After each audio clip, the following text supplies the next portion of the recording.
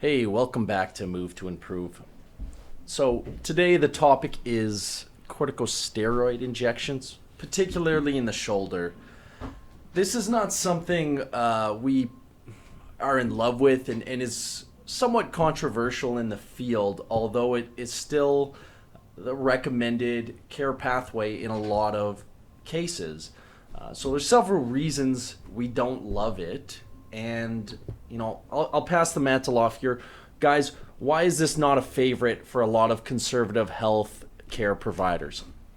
Yeah, I think that's a great question. I think a lot of times the mechanism of a corticosteroid shot isn't quite what we're looking for when we're trying to promote the healing process. So, a lot of cases, what we're trying to do is promote inflammation. We're trying to irritate tissues in a very specific way to get a very specific response out of it, and that way the body will improve accordingly the way that we want to. So if we're doing Graston or muscle work or mobilizations, we're inducing little micro traumas into the tissues that we're trying to improve, whereas generally corticosteroids kind of do the opposite. They downregulate that healing pathway, and what they do is kind of put a band-aid on things, cover them up, hide them in some cases. A lot of times symptoms will be masked by these corticosteroid injections.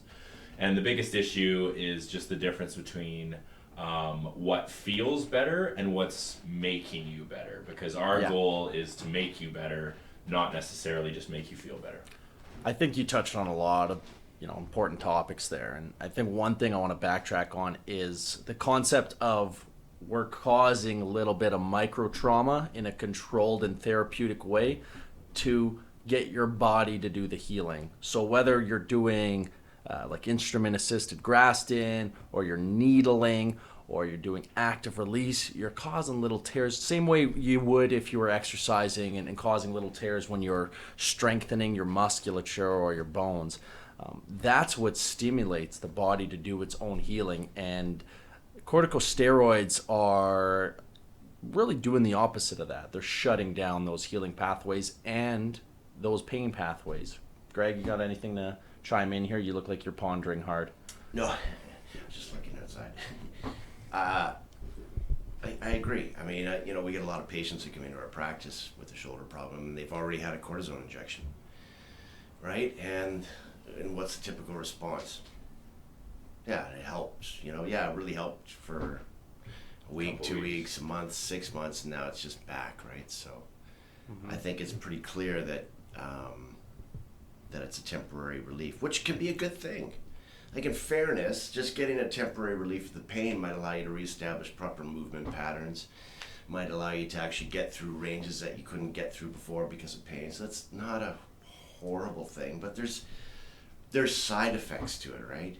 So, like, the side effects are, we know that it weakens the cross-bridging of the tendinous attachments into the bone, right? So we know that there's an increased risk of a rotator cuff tear afterwards. We know that it thins out the cartilage, in the joint space over a long period of time. It can have that negative effect. And then there's all these other ones. You get people in here who've had a cortisone shock going, oh, it just made it worse after. Like, that's what they call a cortisone flare, where it just made things worse. Or, I mean, if you look up some of the complications that you can get, there's like skin discoloration, fat atrophy, elevated blood glucose levels or sugar levels. Obviously you can get an allergic reaction, or you can get a skin infection. I mean, that's with anything you get, but that's a thing. But for us, like, it's just there's no long-term benefits. We know the evidence. Like, the evidence is, what's Unanimous. the evidence, guys? No long-term benefits. No long-term benefits, right? Yeah. So what's the point? Like, so killing it off and then weakening all the tissues in there, like, that goes against all of our principles as healthcare professionals. Our job is to fix it. Our job is to look at the underlying movement breakdown and solve that. Our job is to make the tissues healthy again. Our job is to give you permanent resolution. Our job is to make you functionally capable again. Cortisone does none of that for us, right? So it's not a thing. It's the opposite direction altogether. But I would say not only does it empirically weaken tissue by preventing protein synthesis, it doesn't allow you to get that feedback from the tissue, which is important in not pissing it off any further while your arm is numb for 3 to 6 months or whatever it may be, but also if we're trying to treat it, we want that feedback. We want to know what hurts and what doesn't, so that can guide our care and let us know that we're on the right track or doing the right things. And that's going to be difficult when we're not feeling things. Yeah, so for me, like, I think we're kind of on the same page, but in my practice, so almost all of the people that have come in that have had a cortisone shot had an SASD bursitis, right? It's subacromial subdeltoid bursitis. So, I mean, as a practitioner that does manual therapies, whether you're doing mobilization or just high velocity low amplitude thrusts like the adjusted procedures, or you're doing cross fiber, or ART, or myofascial release, or passive release, or instrument assisted soft tissue work, or the list goes on and on and on. We're still not getting into that bursa, right? Because it's just you're not able to get into that space, right? So humeral space, deep in there. So how do you get in there, right? And so that's why you see all the radiologists have, when they do their report, there's an SASD bursitis, image guided cortisone injection, might be indicated, so what do? Like, we do the prolo, we do prolotherapy, and I love that. It is so bloody effective. So prolotherapy basically is a high dextrose solution with an anesthetic, but the high dextrose, like for our listeners, basically it's sugar, right? And what you do is when you inject it into the joint, into the bursa, it causes a hyperosmolar effect, for lack of a better word. Basically, it just sucks all the water out of the cells. Brain goes, holy crap, there's a massive injury here. So it starts its own controlled inflammatory response to fix up that bursa.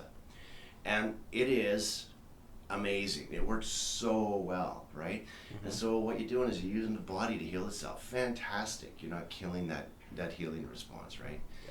And so I think prolo is just a million times better to prescribe than a cortisone shot for patients. Now let's add to that, guys. Sorry, I'm taking the microphone here, but let's add to that. So if you're a young, healthy adult, male, female, you're physically active, is it worth it to get a bloody cortisone shot?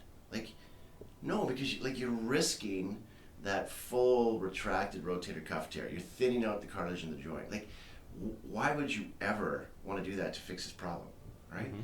Like, you're somebody that would totally benefit from getting soft tissue work. You're somebody that would totally benefit from getting a prolo therapy injection. You're somebody that would totally benefit on appropriate exercise design and implementation, right? Like, that's the way to fix this permanently. Given a cortisone shot, yeah, you're going to weaken the cross bridging the tendons into the bone. You're going to thin out the cartilage. You're going to get rid of the signal that's telling you got a problem, and then you're not giving any long-term benefits. It doesn't make sense, right? Now, having said that, I've had some 70-year-old, 80-year-old patients that have, a flared bursa, whether it's trochanteric or whether it's, subacromial or wherever we're getting it, right? Iliopectineal.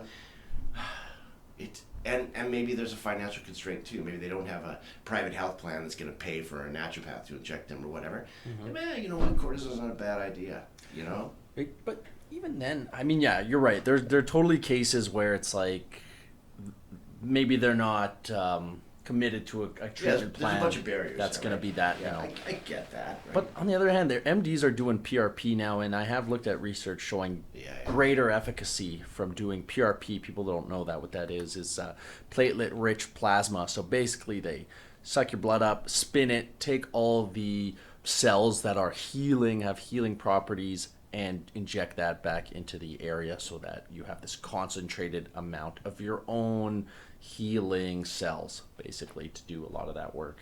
Yeah, so the difference between prolo and PRP is prolo is a dextrose solution with an anesthetic you put into areas that has high blood flow. So what it does is it tells the brain, holy crap, there's an injury here, come and fix it. So then all of your healing stuff comes through the blood, right? So if you have an area that's has good perfusion of blood, then you use prolo. In areas that don't have good perfusion of blood, then what you do is you basically, like Dr. Matt's saying, take out the blood, centrifuge it, pull out the platelets, and then you pull out the little buff you coat, all the healing stuff, and inject that into that area that doesn't get good blood supply. And it's we've had fantastic results with that. It's fantastic. Right? Yeah. I truly believe in 10, 20 years that, you know, the amount of leaning on corticosteroids, the protocols will be greatly diminished, I hope. You know. I think so too. I think it's coming around that way. People are learning. Yeah. So anyway, I mean, for us, I don't know, is there any more to it? I mean, that's it. I mean, there's some other nasty stuff that happens. I mean, there's some uncommon side effects of even getting a cortisone shot, like irregular menstruation for women, and disturbances in lactation for women, and skin flushing, and excessive hair growth for women. There's not a ton for men on that side of it, but it affects that woman's hormone piece, right? So why bother, right? Why when you have other resources available to you, why bother? Agreed. I really think for people, it's better to think about it like, if I take an Advil, is this going to fix my shoulder problem? It's analogous in that way. It's a really big Advil. Yeah. If you have a physical problem, it's going to require a physical solution more often than not. And Prolo was fantastic for that bursa, but again, it's not going to get you 100% there, and that's also something I want to clarify. Like, you get the Prolo, it's going to help, but you still need that soft tissue work. You're still going to need an exercise program, and you still got some other things to do there. Yeah, and I think that's a perfect point on that, is that no matter what you do, you're still going to have to do some work yourself. You're still going to have to change, like, exercise, lifestyle, movement patterns. Even just when we were looking into this about the applications of a cortisone shot, the really only ones that they did recommend were specifically for inflammatory arthritis, rather than that, like, degenerative kind of wear and tear arthritis.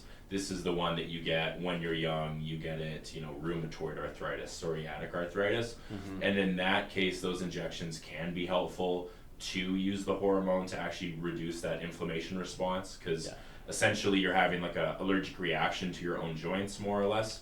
But even in that case, if you look at some of the symptoms that come out of all those type of arthritises, you can still manage those a little bit better with proper movement patterns, with proper position, with a non-inflammatory diet. So even kind of the intention of corticosteroids, even then, like, a change in lifestyle is needed in order to fully solve the problem. Like, realistically, they're just a Band-Aid, if that, sometimes even worse than that. So yeah, I agree, and I'm not saying that it's never going to be a good idea if someone has rheumatoid arthritis or whatnot. However, I think it should still be given under the pretense that this is a short-term solution. Completely Let's agree. get you out of pain for now, but let's look at some long-term lifestyle changes that are going to be a good fix for this. Yeah, and I think that's a great point. Like, we kind of do that in general in the clinic, right? We go really hard the first couple weeks. We try to get people 70, 80% better, and then from that point, we're trying to just kind of maintain. And so sometimes I will tell patients that we're working with a window where it hurts to exercise, you can't lose weight, and that makes it worse because it hurts to exercise, your joints are sore, like all these different things. Mm-hmm. So we give you the benefit of this window where things are a lot less painful, we treat really frequently, and then you can get a lot more work done. You can do your mobility, you can do your stretching, you can exercise properly, and then that's just that kind of cascade, that positive feedback. Things will start to feel even better, you'll have less and less issues with kind of finding that little window, and eventually that's just the normal for you.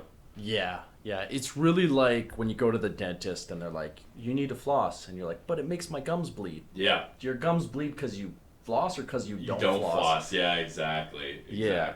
And that's, I get it when patients are like, oh, no, I can't go for a walk. It's painful or whatever. And it's like, okay, you got to find that silver lining. But if you don't do anything, it's going to feel good maybe while you're not doing something. But eventually that's going to make it worse, right? Yeah, completely agree. All right, well, I think we tackled the high points on this one. Guys, thanks for shedding some knowledge onto this, and thanks to all of our listeners for sticking with us. We appreciate all the support. Take care.